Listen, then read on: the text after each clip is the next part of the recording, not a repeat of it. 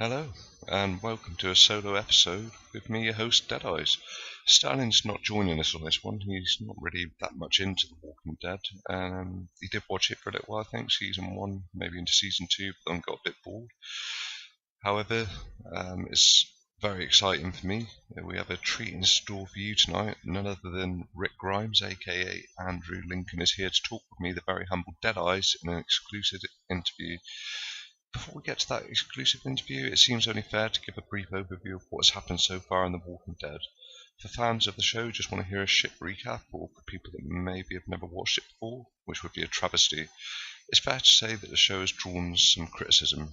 You either have the people like me, who have read the comics and await the big moments to be shown on screen and live technically, and then, well, you have the people who haven't read the comics and just kind of watching the show. I think in some ways it's always a mistake to read the source material first and then watch the TV interpretation of it, because more often than not, at some point you're going to end up disappointed.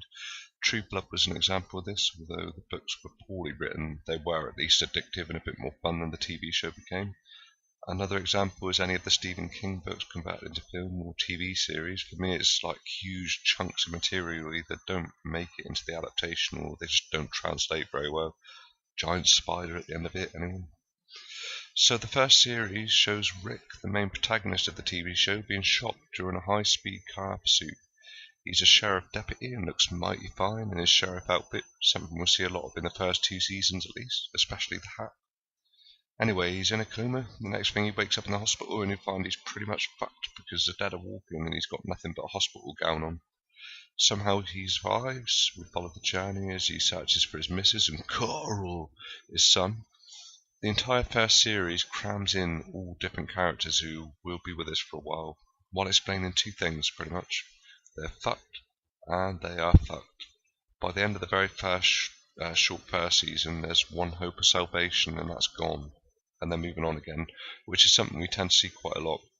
No major villains in the season. We do have some bad guys, but not to the extent that we're seeing from season 7 onwards, or even back in season 3 or 4. The second season, which many people moan about, is slow paced. It's actually one I quite like.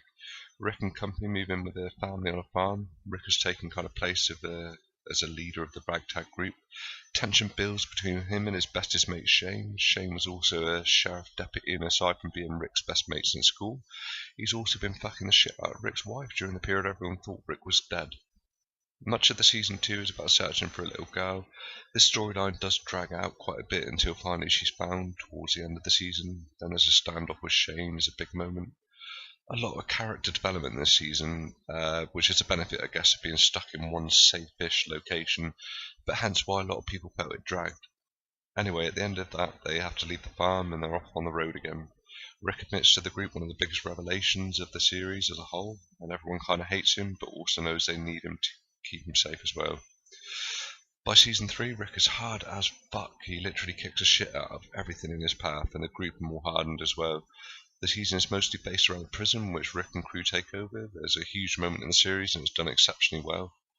And was actually a much needed change in direction from the comic books. It's kind of a double-edged sword, as the comics had an emotional impact in 2 ways, whereas the TV show focuses on one person and the impact that has on Rick with all his guilt and horrible feelings, which sends him over the edge.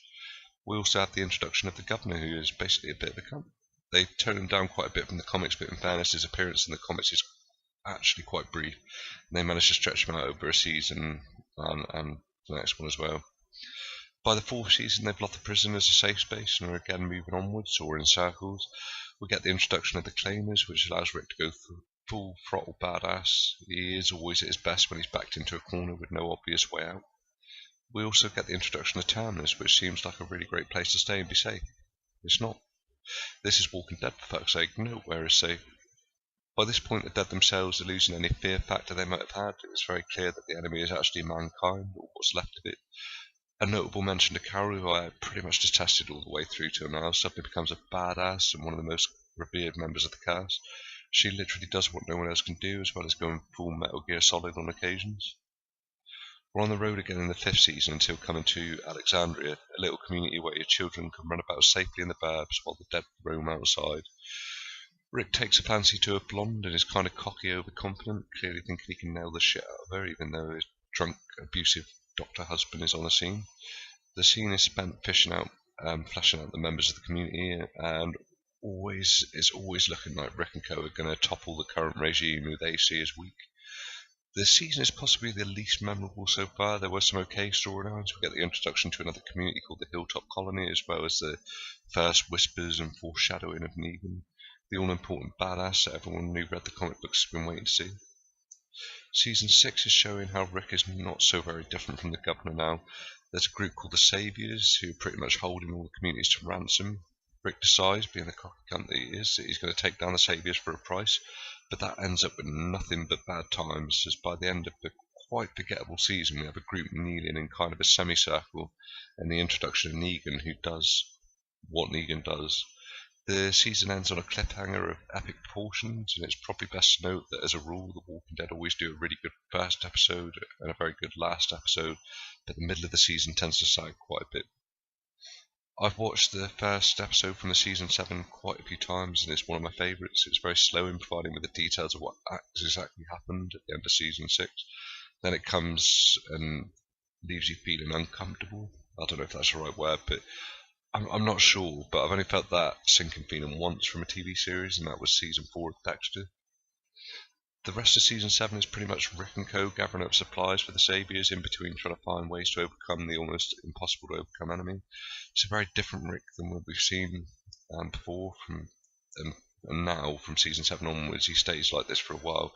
Before he had no fear, even staring into the pit of death at Terminus, he was laughing, even though he didn't have a plan until Carol showed up to save the day. But now we're seeing Rick crying, snotting, and generally being a little bitch, which Negan enjoys quite a lot. Season 8 is all about the comeback, a planned coordinated attack on Negan, and it's all going well until it stops going well. And then there's a bit more fast-paced Walking Dead than we used to, but to be honest, it's incredibly frustrating to watch at times, and I'd be screaming at the TV. There are moments of brilliance, like Morgan's epic Terminator moment, where I was leaping around like a madman in pure delight, or in the same episode, Jesus he's reluctant to kill a bunch of evil people, and as a result puts everyone at risk. A moment where I could have sandpapered my own face off, considering all those people had done to others. All the bad characters were just given a free pass. The second half of season 8 has just started. The first episode was on the other night, but at the end of the first half we were left with what is supposed to be devastating news. It didn't devastate me so much as to cause me to question what they're going to do next. This is probably the biggest deviation from the comics so far, and in my mind changes the dynamics. It felt to me in season 8 like they were trying to appease all those people watching the show, complained of it being too slow, but all they did then is just throw a bunch of action into it and expected that to do the trick. I moan quite a lot about continuity in the show, but actually some of the scenes they've kept in serve no purpose really, and instead of doing something like showing where all of Negan's strongholds are so you're orientated to the lay of the land, that doesn't happen, and when we get to the point where Rick's group are carrying out a full frontal attack, we have no idea where they are or why they're there until it's really spelled out.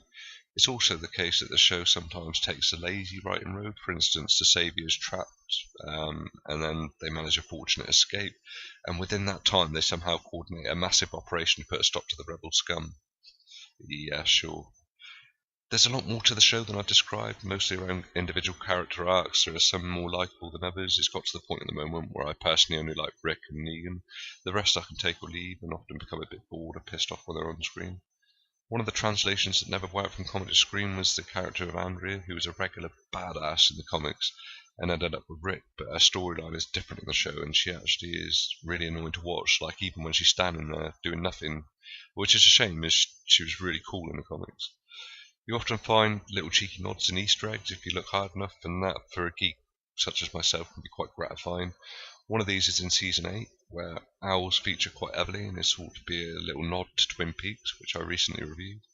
It's also believed that the Walking Dead universe is linked with the Breaking Bad universe. There's quite a few nods to the Breaking Bad throughout, including Glenn's car, blue meth, and a talk of a sketchy white junkie guy. Also, we have Fear the Walking Dead, which is another spin-off series which you're either going to really like or you're really not going to like. So, now we're all caught up, I guess it's time to interview the one, the only, Mr. Rick Grimes. Hi Andrew, welcome to Standing Eyes, it's great to have you here. Hello? You don't have to do the voice, it's fine, we all know you're British. I'm sorry. Still You're still doing the accent. Oh, all right, fine, don't worry about it. Maybe it sounds more authentic anyway. So, what have you been up to? I'm doing stuff. Things. Not really that descriptive. Shit happens. 5 seconds in and already you're literally the most worst person I've ever interviewed. I've interviewed a backwater wrestling promoter from Plymouth and Sally Fallow, kind of. Do you have any idea who you're talking to? Yeah, some Burke from Britain who's putting on a Texan accent worse than Garland Bennett. I really didn't realise you were this much of a cunt to interview. You seem like a really nice guy. I mean, all that I've gone through to get you here, 5 years of working alongside Sterling, you've got no idea what it's like. I'm sorry this happened to you. I've no idea what to do next, where to go. I hear Nebraska's nice. Oh, that's nice. Send me off to some cold-ass place in the middle of nowhere. Story of my life. Shit happens. So what do you think about all the negative feedback from fans about the show? They're fucking with the wrong people. Alright. The second season, which I quite like, a lot of people complained about that. People out there are always looking for an angle. Looking to play on your weakness. They measure you by what they can take from you. By how they can use you to live. Uh-huh. So you're saying that all the viewers are basically leechy plebs? Of course. Way to go and alienate your fan base, not that I can say much. So where do you see the show going in future? I don't think it matters anymore. It's almost like you're being cryptic for the sake of being cryptic. The comic books pretty much tell us already what's going to happen. I can see you make a habit of missing the point. Yep, you got me banged to rights. So do you think Rick will die? Maybe not today, maybe not tomorrow. Do you know, I think I would have been better off interviewing someone else. Go on, there's the door. You can do better. Let's see how far you get. Your career is over, man. Once this show hits the waves, nobody's going to be watching the show and thinking, wow, Rick is so cool. They're all going to hate you. What are you doing? What's in that bag right there? AK-47, 44 Magnum, automatic weapons, night scope. There's a compound bow and a machete with a red handle. That's what I'm going to use to kill you. You're kidding, right? This is just a joke for the listeners. He's just kidding everyone. There's a red-handled machete, all right, and...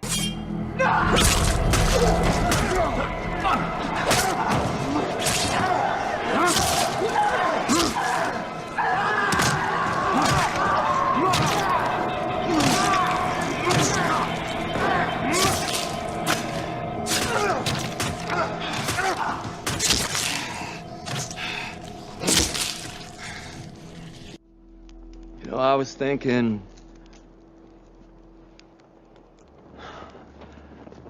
thinking how many of you do I have to kill to save your lives?